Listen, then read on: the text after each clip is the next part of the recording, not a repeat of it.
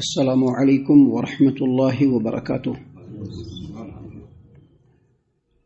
اعوذ باللہ السمیع العلیم من الشیطان الرجیم من ہمزہ ونفخہ ونفثہ بسم اللہ الرحمن الرحیم وَلَقَدْ آتَيْنَا إِبْرَاهِيمَ رُشْدَهُ مِن قَبْلُ وَكُنَّا بِهِ عَالِمِينَ إِذْ قَالَ لِأَبِيهِ وَقَوْمِهِ مَا هَٰذِهِ التَّمَاثِيلُ الَّتِي أَنْتُمْ لَهَا عَاكِفُونَ قَالُوا وَجَدْنَا آبَاءَنَا لَهَا عَابِدِينَ قال لقد كنتم أنتم وآباؤكم في ضلال مبين قالوا أجئتنا بالحق أم أنت من اللاعبين قال بل ربكم رب السماوات والأرض الذي فطرهن وأنا على ذلك من الشاهدين۔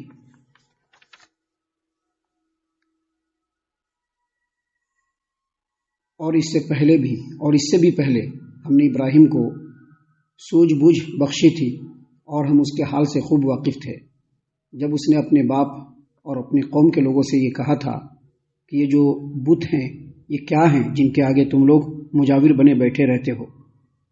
وہ لوگ کہنے لگے کہ ہم نے اپنے آبا و اجداد کو ان کی عبادت کرتے بھی پایا ہے۔ سیدنا ابراہیم علیہ السلام نے کہا کہ پھر تم بھی اور تمہارے آبا و اجداد بھی کھلی گمراہی میں پڑے ہوئے ہیں۔ وہ کہنے لگے کہ کیا تو ہمارے پاس کوئی سچی بات لے کر کے آیا ہے یا ویسے ہی دل لگی کر رہا ہے؟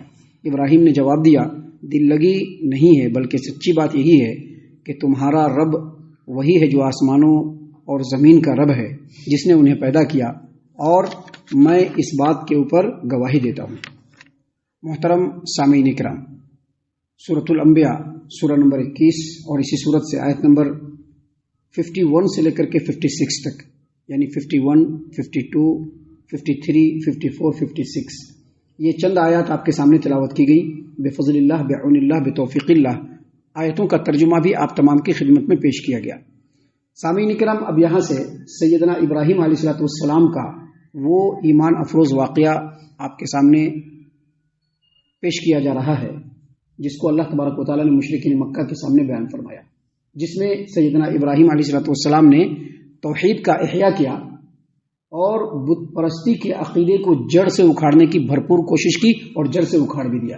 محترم سامعین کرام، اللہ تبارک و تعالیٰ نے یہاں پر بیان فرمایا وَلَقَدْ آتَيْنَا إِبْرَاهِيمَ رُشْدَهُ مِن قَبْلُ وَكُنَّا بِهِ عَالِمِينَ، اور اس سے بھی پہلے ہم نے ابراہیم کو رشد بخشا، ابراہیم کو اس کا رشد بخشا اور ہم اس کے حال سے خوب واقف تھے۔ رشد کا مطلب کہتے ہیں رشد، ہم نے اس سے پہلے ابراہیم کو رشد سے نوازا۔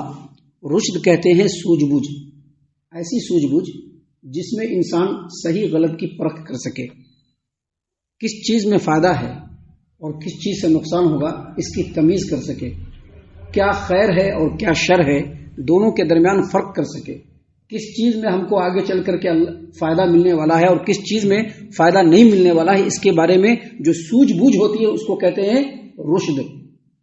صحیح بات، حق بات، خیر کی بات، فائدے کی بات، اس کو ایکسپٹ کر لینا، جس بات سے نقصان ہونے والا ہے اس کو رد کر دینا، اس کو کہتے ہیں رشد۔ اب یہ پوری بات کو سمجھنے کے بعد آپ کو سمجھ میں آ گیا ہو کہ رشد سب ہر آدمی کے اندر ہے، الا یہ کہ وہ بھی بالغ نہیں ہوا۔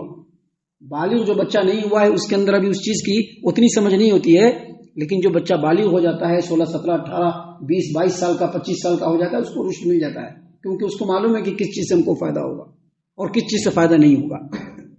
جتنی زیادہ عمر بڑھے گی اسی قدر وہ رشد پختگی کے ساتھ انسان کے اندر آتا جائے گا۔ اور یہاں پر اللہ تبارک و تعالیٰ نے سیدنا ابراہیم علیہ السلام کے بارے میں کہا کہ ہم نے اس سے پہلے بھی، یعنی توریت جو نازل ہوئی، ابھی اس سے پہلے جو 2-3 آیات آپ کے سامنے پڑھی گئی اس میں موسیٰ علیہ السلام کے بارے میں بتلایا گیا۔ موسیٰ علیہ السلام کو توریت دیا گیا جو فرقان ہے، جو روشنی ہے، جو ہدایت ہے۔ اللہ تبارک و تعالیٰ نے یہاں پر فرمایا کہ موسیٰ اور موسیٰ کے توریت سے پہلے بھی ہم نے ابراہیم کو رشد سے نوازا۔ ابراہیم قوم اور دنیا والوں کے رسم و رواج کے پیروکار نہیں تھے۔ قوم، سماج، گاؤں والے، رشتے ناتے والے اور دنیا والوں کے رسم و رواج کے پیچھے دم ہلا کر کے بھاگنے والے نہیں تھے۔ ہم نے ان کو رشد سے نوازا تھا، ان کو پتا تھا کہ یہ کام کریں گے تو فائدہ ہوگا کہ نہیں ہوگا، یہ کام کریں گے تو نقصان ہوگا کہ نہیں ہوگا۔ آج ہے نا دنیا میں کیا کیا چیزوں کا فائدہ ہوتا ہے، اس کے پیچھے سرپٹ بھاگتے ہیں لوگ، بھاگتے ہی نہیں بھاگتے۔ دین کا معاملہ ہوگا، کہیں پر بھی ایک رتی بھی اپنا نقصان ہونے والا ہے، وہاں پر فوراً اپنے قدم کو پیچھے کریں گے۔ کرتے کہ نہیں کرتے؟ کرتے ہیں، اچھے اچھے لوگ کرتے ہیں، جن کے بارے میں ایکسپٹ کر بھی نہیں، وہ بھی کرتے ہیں ایسا کام۔ تو اللہ تبارک و تعالیٰ نے یہاں پر بیان فرمایا ہے کہ موسیٰ علیہ السلام اور توریت کے مدت پہلے ہم نے ابراہیم کو رشد سے نوازا تھا۔ وہ قوم کے لوگوں کے رسم و رواج کے پیچھے بھاگنے والے نہیں، بلکہ کس بات میں ہمارا دنیا اور آخرت کا فائدہ ہے اس کو دیکھنے والے، اور کن باتوں میں ہمارا دنیا اور آخرت کا نقصان ہونے والا ہے اس سے پیچھے ہٹنے والے۔ سیدنا ابراہیم علیہ السلام ایسے تھے۔ اللہ تبارک و تعالیٰ نے فرمایا کہ رشد ہم نے ہی ان کو عطا کیا، لیکن ہم جانتے تھے کہ جب ہم ان کو رشد اور سمجھ بوجھ عطا کریں گے تو وہ اس کا صحیح استعمال کریں گے۔ دیکھیے یہاں پر اللہ تبارک و تعالیٰ نے فرمایا وما کننا بھی عالمین، ہم ان کے حال سے خوب واقف تھے۔ اس کا مطلب کیا ہے کہ ہمیں معلوم تھا۔ رشد تو اللہ سب کو دیتا ہے، دیتا کہ نہیں دیتا ہے؟ جبھی تو لوگ بڑے بڑے کاروبار کر لیتے ہیں، بڑا جو ہے بزنس جو ہے امپائر کھڑا کر دیتے ہیں۔ کیوں کھڑا کرتے ہیں؟ کیونکہ ان کو رشد ملا ہوا ہے، لیکن اس رشد کا صحیح استعمال وہ نہیں کر رہے۔ اللہ تبارک و تعالیٰ نے فرمایا کہ ابراہیم کے بارے میں ہم خوب واقف تھے کہ ان کو ہم نے جو رشد دیا ہے اس کا وہ صحیح استعمال کریں گے، اس لیے ان کو نبوت سے نواز دیا ہم نے۔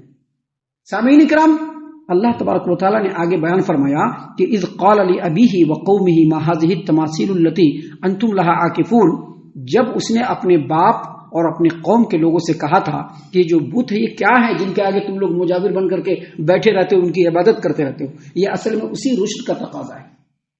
جب اللہ تبارک و تعالیٰ نے رشد دیا ہے اور رشد سے نوازا ہے تو جو حق بات ہے اس کو ایکسپٹ کر کے اس پر عمل کرنا، اور جو حق کے خلاف شر بات ہے، باطل بات ہے، اس پر فوراً انگلی رکھنا، یہ اسی رشد کا تقاضا ہے جو سیدنا ابراہیم علیہ السلام کو اللہ تبارک و تعالیٰ کی طرف سے ملا تھا۔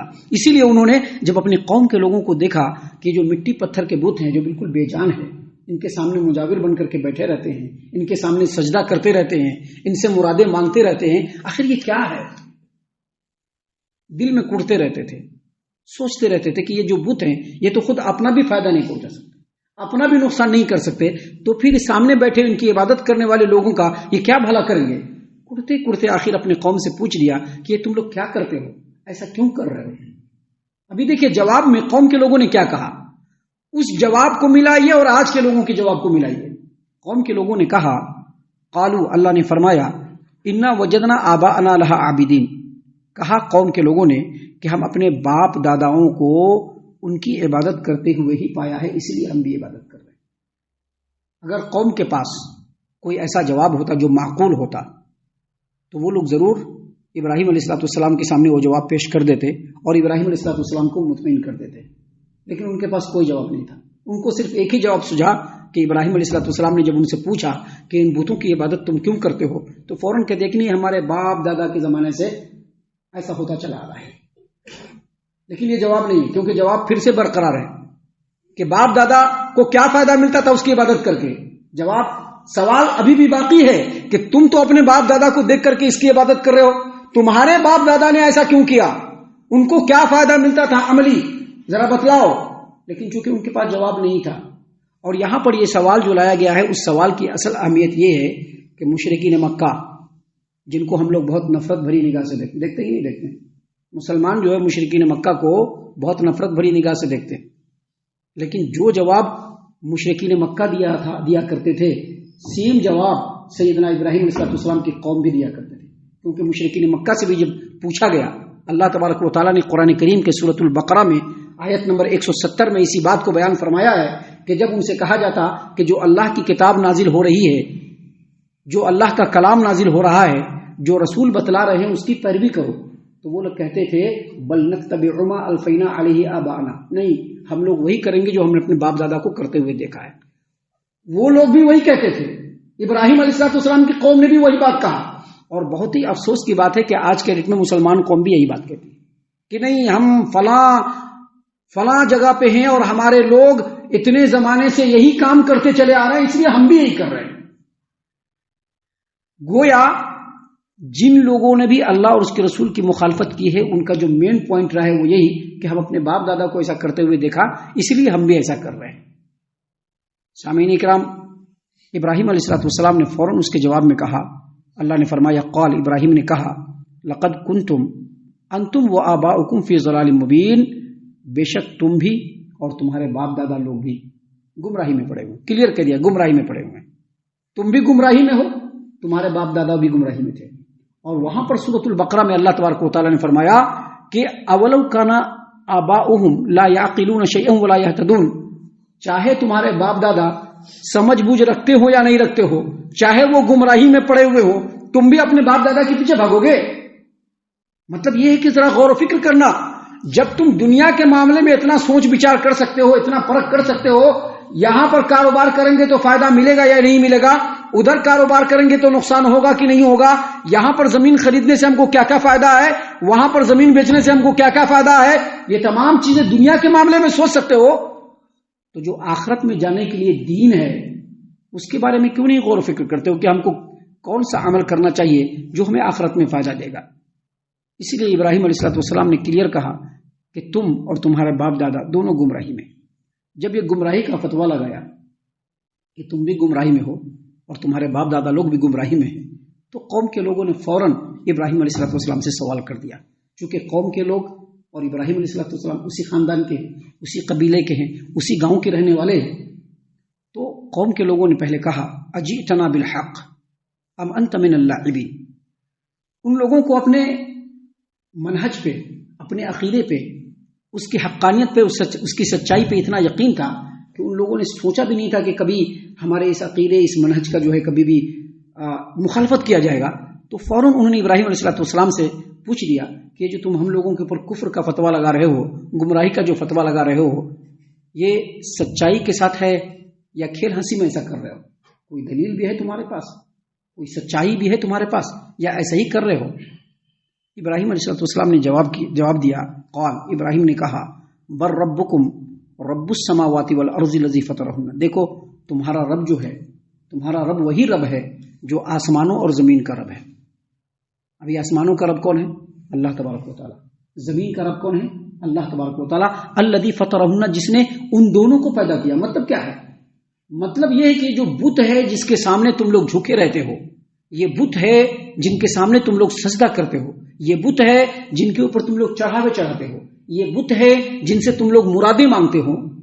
یہ تو اپنا بھی فائدہ نہیں کر سکتے، اپنا بھی نقصان نہیں کر سکتے، تو تمہارا فائدہ کیا کریں گے؟ لیکن میرا جو یقین ہے اس بات پر ہے کہ جو رب آسمانوں کا اور زمین کا پیدا کرنے والا ہے، جو رب پورے کائنات پر علل اطلاق مالک و مختار ہے، کمپلیٹ حکمرانی کر رہا ہے، جو ان پورے کائنات کا رب ہے، وہی تمہارا بھی رب ہے.